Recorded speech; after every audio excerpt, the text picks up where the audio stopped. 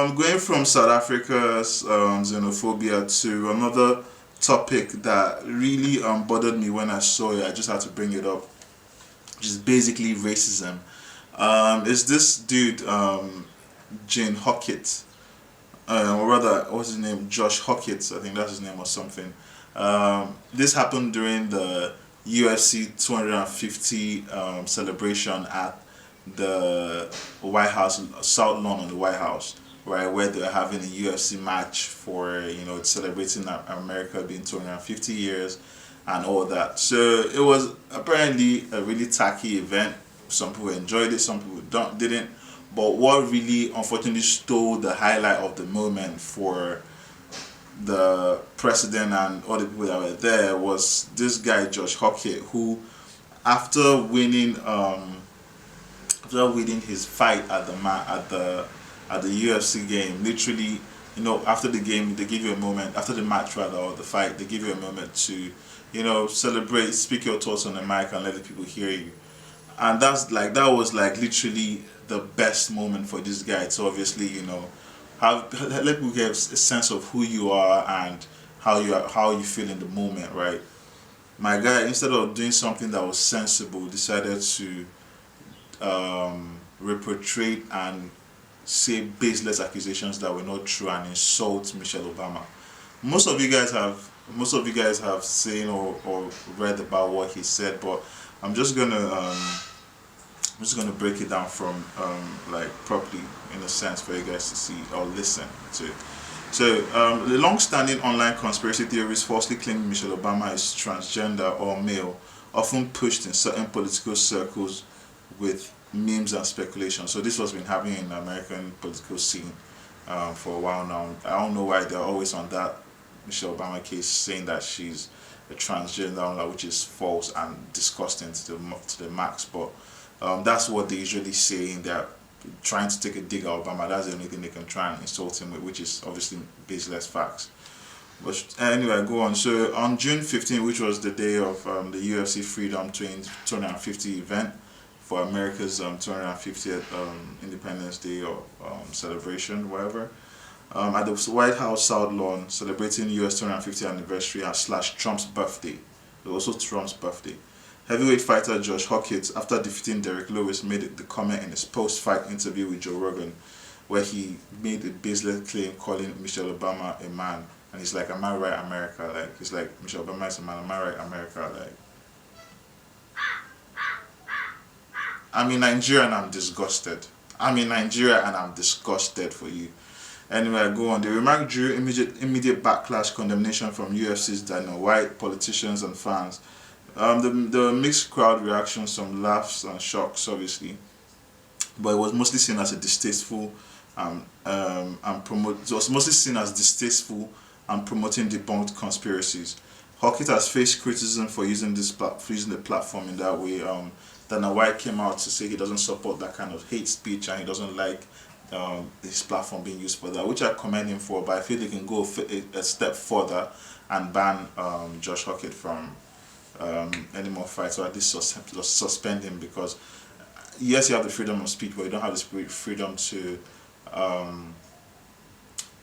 make allegations that are not true, especially against someone of such a huge, like someone who's such a huge public figure, And but what I found really interesting was that he chose to do this a few days before the inauguration of the Obama Presidential Center in Chicago. So like, cause that, and I was like, was this some kind of targeted insult trying to diminish, when that happens? But I don't think he's that smart to have done that, to be fair, with how he carries himself.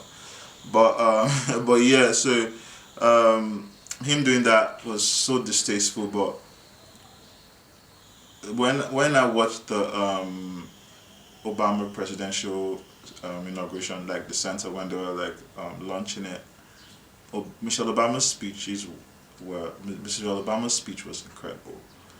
It gave me a sense of, I could understand why they hate why they hate the Obamas, because you're looking at people that have accomplished so much and are so graceful and are so loved, that I feel a lot of these people who criticize them want to be that way, loved, seen, appreciated, celebrated without the work. That's what they want. But they fail to realize that the Obamas did the work. And when you do the work, you're going to get appreciated for it.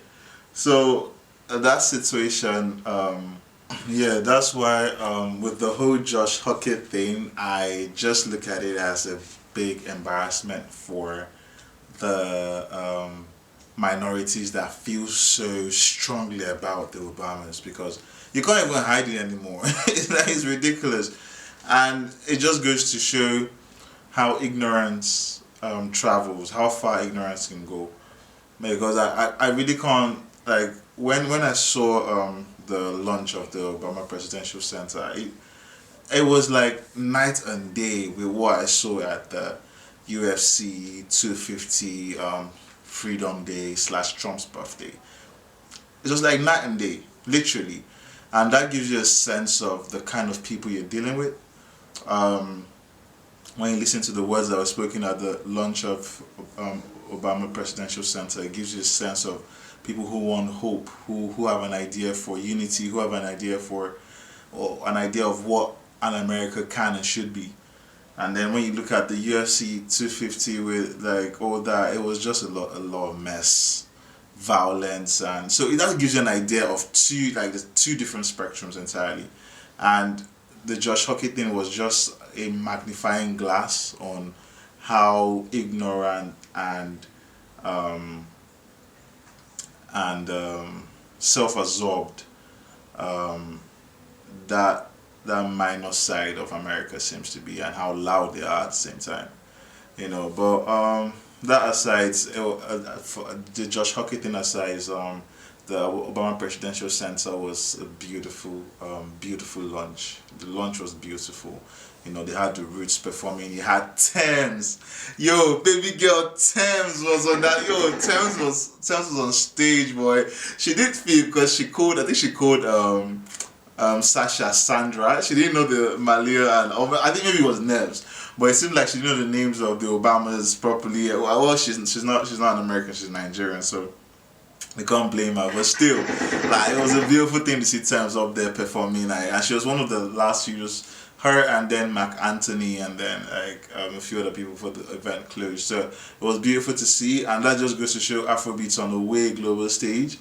Afrobeats is just getting bigger and bigger, man. And also Tems was invited by Michelle Obama, the former First Lady, to speak to kids, I think from her charity groups and stuff at the Obama Center, or kids that were visiting the Obama Center, to give them words of encouragement and a sense of guidance as to how to get to where she is. So it was really beautiful to see, man. Like, big up Tems, baby girl. So like, you know I got a thing for Tems, man. That's my baby. But yeah, well, like, honestly, that was really dope. The Obama Presidential Center is something I definitely would hopefully get to see on someday soon, by God's grace, because I want to visit it.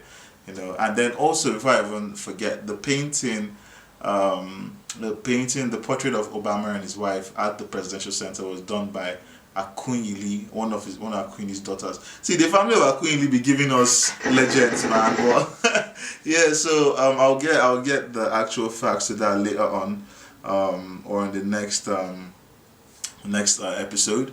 But it was just beautiful to see, actually. Really, really happy about that. It made me feel good, watching the launch of Obama's Presidential Center. It was just like night and day with everything that's been going on.